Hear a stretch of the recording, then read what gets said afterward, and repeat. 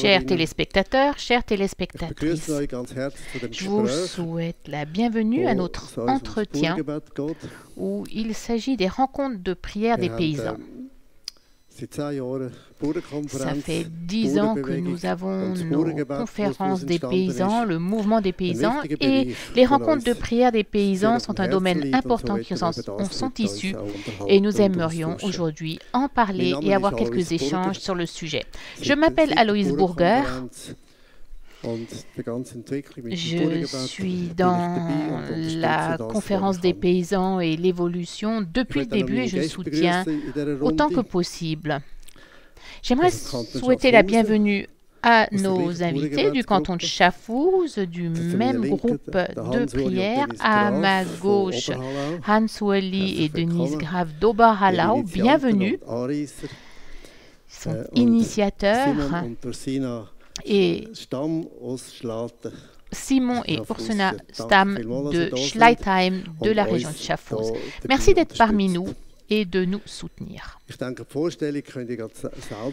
pense que vous pouvez vous présenter vous-même de ce que vous avez sur le cœur et de ce qui vous touche dans le cadre des rencontres de prière. Hans Ueli, tu as été un peu l'initiateur, donc je te passe d'abord la parole. Oui. Donc en tant que comte et comtesse d'Oberhallau du canton de Schaffhouse, nous avons une exploitation mixte et maintenant nous avons aussi une pension pour chevaux. Et j'ai été invitée à une conférence des paysans. Je ne connaissais pas ça. Et ça m'a tellement enthousiasmée, ça m'a fait tellement de bien, m'a motivée, parce qu'on remarque que c'est vraiment un canal qui encourage. Et c'est quelque chose qui m'a donné beaucoup d'élan et j'aimerais que d'autres vivent exactement ce que moi j'ai également vécu là. C'était un peu plongé dans 3 journées d'encouragement dans la prière, de joie, puis on est rentré plein d'élan. Il y a des moments où on s'est dit, bon, maintenant on va prendre ce bâton en main et on va faire le tour de nos frontières, de nos limites, de notre terrain. Et ça nous a également poussé à persévérer et à aussi attaquer de nouvelles choses en collaboration avec notre Créateur. Hans Ueli, tu peux nous dire quelque chose au sujet de la carte qui est là derrière moi? Elle a provoqué quelque chose en toi. C'était une des premières conférences de présidents où on avait attiré l'attention sur cette carte. Et donc là, de commencer au niveau régional avec des rencontres de prière. Puis j'étais là devant cette carte. Puis cette carte était relativement vide dans la région de Schaffhouse. Et puis avec les Tilbrunner qu'on s'est rencontrés encore une fois. Donc c'était lors de la même conférence des paysans. On a dit, cette région, elle ne doit pas rester vierge. Nous voulons faire quelque chose chez nous. Mais ça a quand même pris du temps. Et après, c'est aussi avec René surtout que bon, c'est quelque chose qui est arrivé à maturité. On s'est rencontrés. Et ce qui était super, c'est qu'on s'est développé en fait. Et donc après, notre salon était trop petit, donc il a fallu après nous développer et puis on a donc créé aussi de nouveaux groupes dans la région. Merci. Passons aux jeunes. Simon. Je m'appelle Simon, j'ai 27 ans, j'ai grandi à Schleitheim, dans la ferme des parents. J'ai appris mécanicien agricole et après aussi j'ai fait donc l'agriculture. D'où la décision de reprendre après l'exploitation des parents. C'était plutôt compliqué parce que ça s'est fait rapidement, de manière plutôt spontanée. Mon père voulait déjà la remettre avant et puis il a dit trouve un job, il va rendre la ferme et il a vite trouvé un job. Et du coup, bon, est-ce que la question question, c'était est-ce qu'on va reprendre la ferme, est-ce que je suis engagée, et puis etc. Et puis on ne savait pas trop, difficile à prendre la décision. Puis ma femme, avec le temps, a à nouveau tiré le verset que j'avais tiré en début d'année, en automne. Hein. Elle a retrouvé ça. Et c'était donc dans les 30 versets 5. Et il t'amènera dans le pays que possédaient tes pères et tu en prendras soin et tu le cultiveras. Et c'est de là que cette décision a été donc prise. C'était donc sans aucun doute et donc c'était une bonne décision que nous ayons prise et ça a démarré et c'était donc au 1er janvier 19 qu'on a repris donc la ferme. Donc on a de l'agriculture et également des vaches laitières. Mon père est toujours présent. Bon, certes, il travaille, mais il nous soutient. Et donc, s'il faut prendre des décisions, je peux lui poser des questions. Il est là, il soutient et il me laisse faire mon travail. Voilà. Donc, c'est comme ça que vous saviez que Dieu vous soutenait. Merci beaucoup. Et toi, Ursina? Je m'appelle Ursina, j'ai 26 ans et ça fait 4 ans que nous sommes mariés. J'ai appris donc la garderie d'enfants, je m'occupais d'enfants et puis après notre fils qui est né et puis ça a complètement transformé notre vie. Donc c'est maintenant une belle période qui a démarré pour nous. Donc ça fait 2 ans maintenant qu'on est donc au Birkenhof. On vit avec mes beaux-parents sous un toit. Il y a 2 appartements, l'un sous l'autre. Et on a vraiment considéré ça comme c'était une bénédiction extrême dans cet échange générationnel, alors qu'on avait aussi entendu autre chose d'autre, mais c'est vraiment une bénédiction de pouvoir parler de tout ensemble et puis d'avancer ensemble. Merci beaucoup. Puis, vous avez rencontré les Graphes. Alors, comment est-ce que vous avez fait? Vous pouvez raconter comment vous avez rejoint le groupe? C'était marrant. Simon connaît Hans Ole depuis quelque temps déjà, mais on ne savait pas qu'il y avait cette rencontre de prière des paysans. On ne savait pas grand-chose. Et Hans Ole et Denise nous ont abordés et on a trouvé que c'était quelque chose de sympa parce que c'était aussi important pour nous, aussi pour s'investir dans la région, pour avoir des contacts. En tant que paysan, tu as aussi une certaine responsabilité pour ces terres et on voulait bénir la région et prier pour la région. Et donc, ils sont venus vers nous, qu'on a été voir. Ça nous a beaucoup plu d'être ensemble. Ouais. Et toi, Simon, tu voulais encore ajouter quelque chose? Oui, je trouve que cette rencontre de prière, c'est vraiment un truc super. C'est vraiment une opportunité d'avoir des contacts avec d'autres paysans. Et puis, on se comprend. Quand on parle d'agriculture, on est aussi dans une cellule de prière. Et puis quand on parle de paysans et d'agriculture, il faut toujours expliquer ça drôlement dans les détails pour que les gens comprennent. Mais quand on est entre nous à la rencontre de prière des paysans, eh bien on se comprend tout de suite. Et on se sent compris aussi. Et puis en tant que jeune paysan qui participe, il y a beaucoup de paysans plus âgés. Et on peut apprendre beaucoup aussi de leur part. On reçoit des conseils, des astuces. C'est vraiment un truc super. Bien.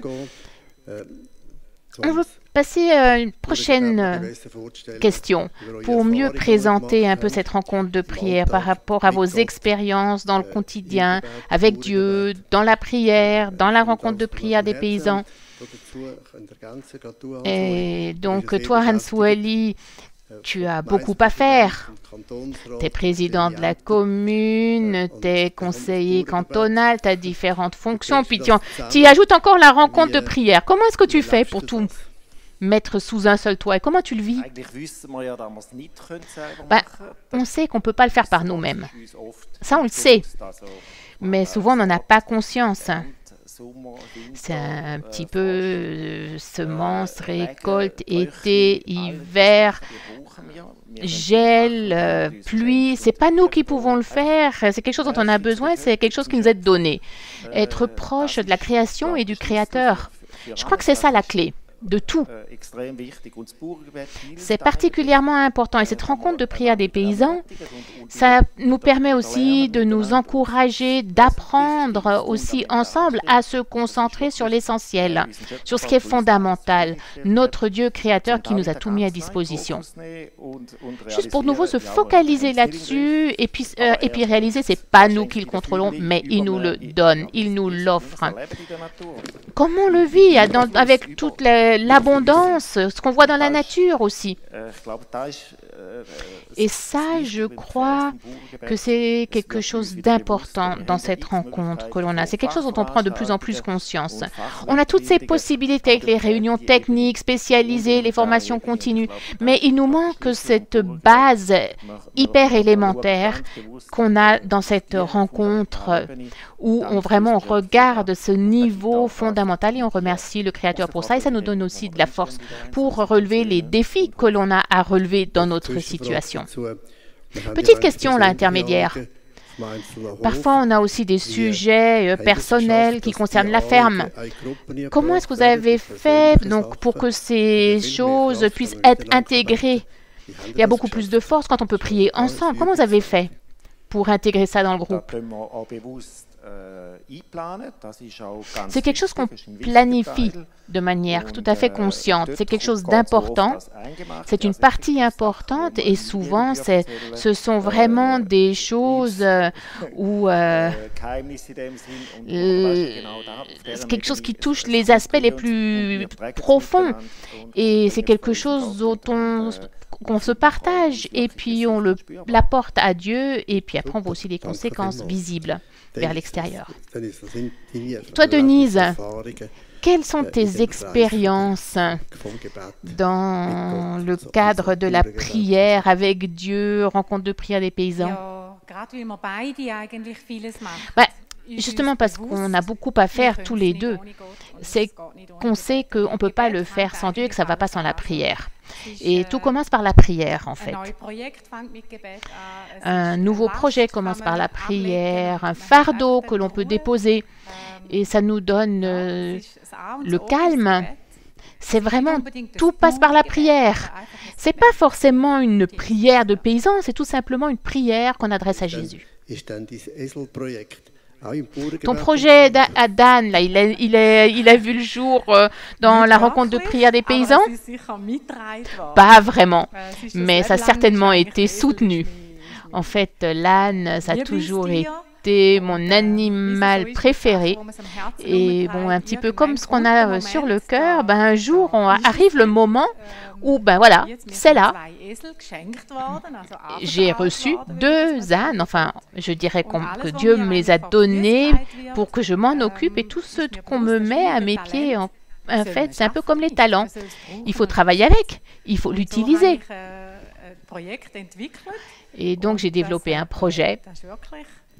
Et ouais, c'est quelque chose qui a vraiment grandi. Maintenant, il y en a 4 ânes. Donc, ce que je peux dire, c'est que si on utilise ces talents, c'est que Dieu les multiplie. Maintenant, on a 4 ânes. Et j'ai beaucoup de plaisir avec ces animaux. On peut apprendre tellement de choses. Et pour pouvoir transmettre cette joie, ce plaisir à d'autres, c'est vraiment super. Donc, tout ce qu'on a, que ce soit de la terre, des terres, que ce soit des vignes, des animaux, ça, il faut apprendre à le partager avec d'autres. Ça ne veut pas dire le donner ailleurs, mais que d'autres puissent y participer. Merci. Et on peut tout lire sur votre site sinon. Hein?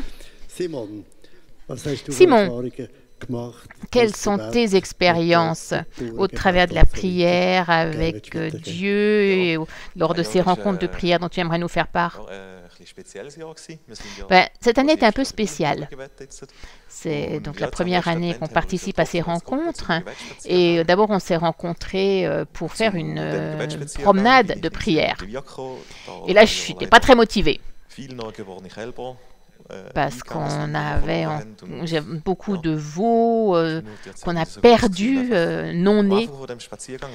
Donc, au début de cette promenade, on a commencé par dire merci à Dieu pour tout ce qui s'était bien passé. Et, ouais.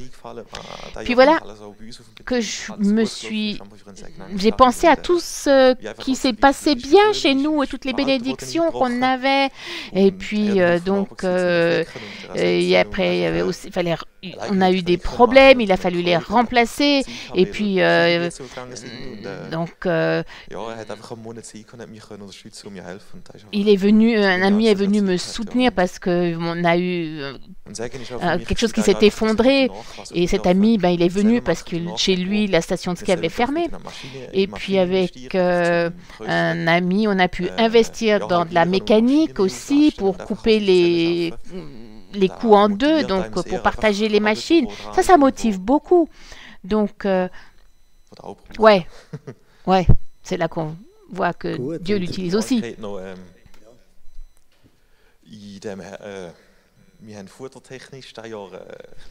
Donc au niveau du fourrage, cette année, on n'en avait pas vraiment assez parce ce qui était super, parce qu'on n'avait pas pu faire toutes les coupes en fait. Et puis donc il y a deux fermiers qui sont passés, qui ont demandé si je pouvais utiliser du fourrage. Et puis ils m'ont dit oui, est-ce que je peux en avoir? Et puis ils ont dit est-ce qu'on peut les avoir? Et puis du coup, ça a été plusieurs hectares. Et puis finalement, c'est des hectares qu'on a reçus gratuitement. Ça, c'était un hyper cadeau. Et puis, donc, on a, avec tous ces veaux qu'on a aussi perdus, ces nouveaux-nés, donc chaque fois, on a toujours pu, pour chaque veau mort, on a reçu un nouveau, et donc c'est vraiment quelque chose qu'on a pu accepter comme ça. Et en fait, ça a toujours fonctionné. Puis donc, lors du premier avant, lorsqu'on a fait cette promenade de prière, on a prié pour la santé de ces jeunes veaux. Et depuis, on n'en a plus perdu à la naissance. Et donc, nous croyons que Dieu va nous soutenir, que nous n'allons plus perdre de veaux. Merci. Ursina, est-ce que tu peux nous parler de ta jeune expérience dans la ferme et dans la prière? Enfin, pour moi, la prière en général, c'est quelque chose qui m'accompagne tout au long de la journée. Je prie pour des petites choses et là, je remarque aussi que Dieu agit aussi dans les petites choses qu'il a à cœur aussi beaucoup. C'était avant-hier d'ailleurs que le petit il n'a pas pu s'endormir parce que bon, il y a les dents qui poussent et puis bon, c'était un petit peu compliqué jusqu'à ce qu'il s'endorme. Et puis on a tout essayé pour qu'il s'endorme et puis à un moment donné, je savais plus quoi faire.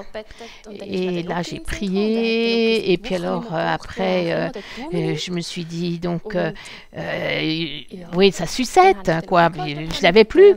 Puis je lui ai donné la sucette et puis tout à coup, paf, il s'est tu et il a dormi toute la nuit.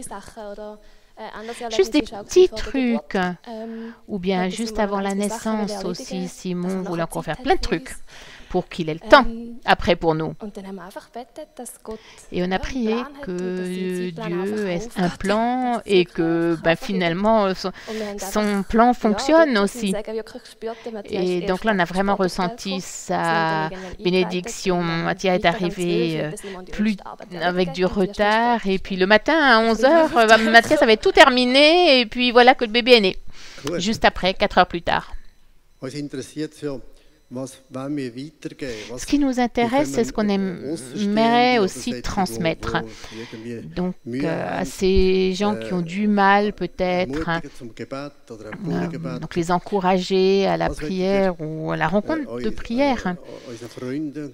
Et qu'est-ce que vous aimeriez dire à nos amis qui nous regardent? Qu'est-ce que vous avez à cœur? Il y a plein de choses. Mais bon, il va falloir se limiter un petit peu, mais vous avez certainement quelque chose d'important à nous dire. Denise, tu commences? Moi, j'ai juste un truc qui me passe par la tête. On est à deux à la ferme. Les enfants sont partis. Et donc, souvent, il y a des gens, au-delà de 55 ans, dirais-je, qui se disent « Ouais, ben voilà, c'est fini la vie, qu'est-ce que je vais faire? Est-ce que je prie un petit peu ?» et qui commencent plus rien de nouveau.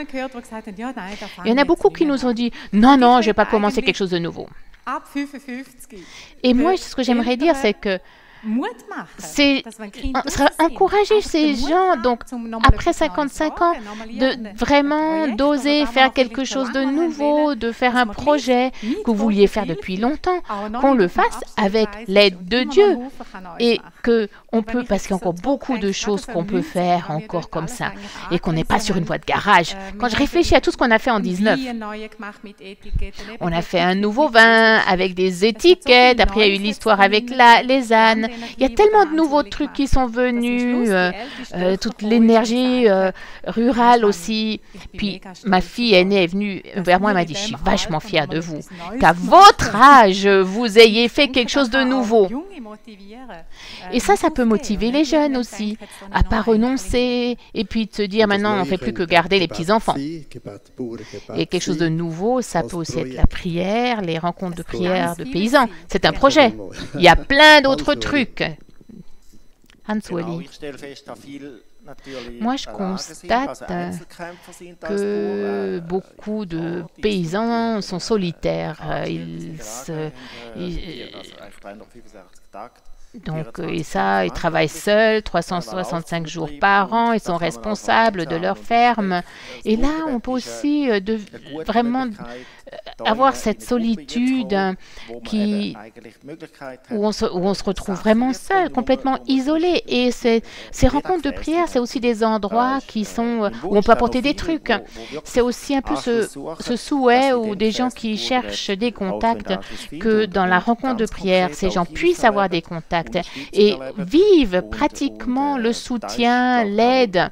Ça, je crois que les fermiers ont besoin en Suisse et toute notre nation, parce que je crois qu'on va encore avoir beaucoup de défis à relever ces prochains temps.